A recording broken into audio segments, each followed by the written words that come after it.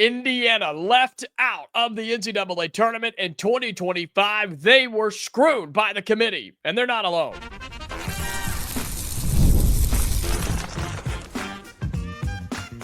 You are Locked On Hoosiers, your daily podcast on the Indiana Hoosiers. Part of the Locked On Podcast Network, your team every day.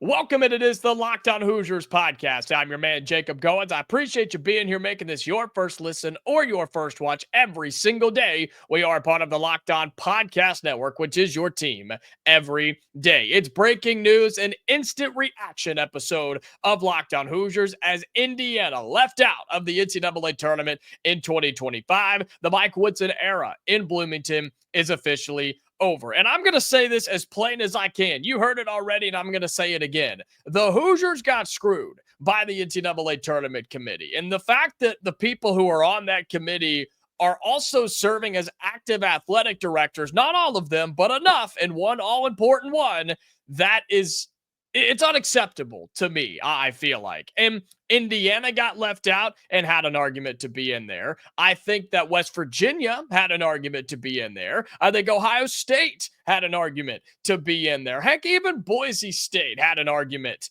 to be in there. But I'm glad that the SEC got their 14th team in with Texas, and I'm glad that North Carolina, with one quad one win, is going to be able to play in the NCAA tournament. I don't care that it's in the first four in Dayton. The fact that they even sniffed the NCAA tournament is a disgrace. It's a joke, and they should all be flat out embarrassed. They absolutely should. You take that baby blue away and the UNC logo off of it and just put gray colors and letters on it, there's not even a discussion about them making the NCAA tournament. Give me a break, right?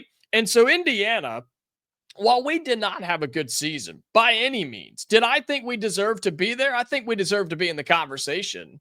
And I thought going into Selection Sunday, you could look at any bracketology, right? There are 8, 10 of them, whatever the case may be. You can look at any bracketology going into this Selection Sunday, and Indiana was in half of them and out on the other half of them. Some had us playing in a play-in game. Some had us solidly in. Some had us solidly out.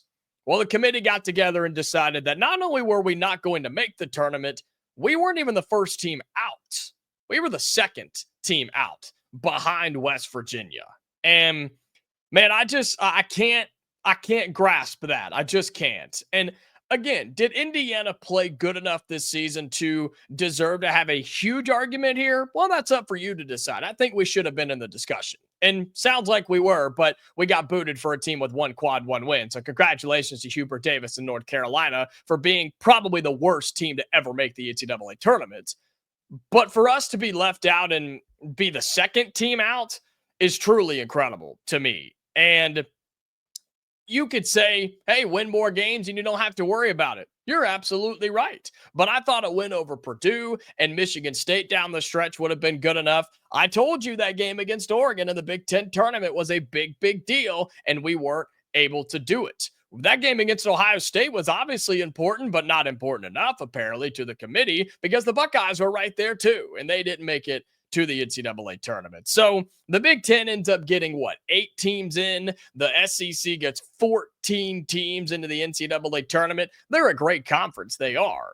But do they really deserve 14 compared to everybody else? I don't think so, but it is what it is. And now the Mike Woodson era is officially over in Bloomington. And so the question becomes, now what? Now what do we do? Now what happens to Indiana? Well, that's pretty simple, and we'll talk about that coming up in just a few moments. But before we do, I want to let you know that this bonus episode of Locked On Hoosiers here on the channel is brought to you by Supply House. Okay. Supply House is a place that you can get all the supplies that you need from the site made for skilled trades. Supply House, whether you're in plumbing, HVAC, electrical work, Supply House is the reliable way to order products online. Their easy to use website is packed with helpful resources and the latest product info to help you get the job done right. Plus, with a complete inventory of over 200,000 parts from 400 plus top brands, you'll find exactly what you need, delivered fast from coast to coast. Need help with an order? Supply House offers expert support and industry-leading service, so you'll always talk to a real person. And for trade pros looking for an extra edge, their free Trade Master program offers exclusive perks like a dedicated phone line, free shipping, and discounts on every order. Thousands of skilled professionals are already taking advantage, and now it's your turn. Join the Trademaster program today at supplyhouse.com/TM and start ordering plumbing, HVAC, and electrical supplies with just a few clicks. Plus, use the promo code SH5 for 5% off your first order. That's at supplyhouse.com. Today's episode, this bonus episode, an immediate reaction episode, is also brought to you by Wayfair. Your home should reflect your style, and with Wayfair, it's easier than ever to make that happen. Whether you're looking for a simple refresh or you're tackling a big home project, Wayfair has everything you need all in one place. Wayfair's huge selection makes it easy to find the perfect piece no matter your space or your budget. From cozy furniture and stylish decor to kitchen essentials and outdoor must-haves, Wayfair has it all, and at prices that fit your budget. The site made it simple to compare styles, and my order arrived fast with free delivery. I ordered a TV stand from Wayfair. Why? Because the prices were great, the selection was awesome, and it was super, super easy. Head over to wayfair.com and find something that's just your style today. That's WAYFAIR.com. And again, that's Wayfair, every style, every home. So now what do we do? As Indiana officially out of the NCAA tournament, got screwed by the committee, but you'd expect nothing less with IU and a coach on his way out the door. Why would you want to put them in the tournament when you could put a quad one win North Carolina team, a Texas team from the SEC, and Xavier, I guess? Sure, why not? For Indiana, 4 quad one wins. Guess that wasn't enough. 6 quad one wins from West Virginia. Guess that wasn't enough. But thankfully, we put the North Carolina Tar Heels in the NCAA tournament. And so now what? Now what do we do? Well, the season's over, and this means we're going to see the coaching search really ramp up for Indiana. We talked about Ben McCollum on Friday. If you missed that, be sure to go check out that episode. We're now hearing a ton of news and noise about Brownell, right from Clemson. More on that on tomorrow's full episode of Locked On Hoosiers. And just a reminder, if this is your first time here, we post episodes Monday through Friday, 25 to 30 minutes long, talking all the biggest news around Indiana. So if you're interested in this coaching search, or if you're worried about your coach leaving for IU, this is the place you need to be. Locked On Hoosiers, wherever you get your audio podcast, or if you're watching on YouTube, you can get it right here every single day. So that's what's going to happen next for Indiana is you start to ramp up the coaching search. You get your whiteboard out, you write the names down, and you start making some calls. And for Indiana, right, you want it to happen immediately. Fans want it to happen tomorrow, but you're going after a lot of coaches as of late that are in the NCAA tournament, and you're going to have to wait until they're no longer actively coaching to have those true conversations. I think some feelers have been put out there. I think you even have some communication going on right now between IU and maybe some of the camps of these coaches, but to get them on the phone, they can't be actively coaching. So think about that and keep that in mind.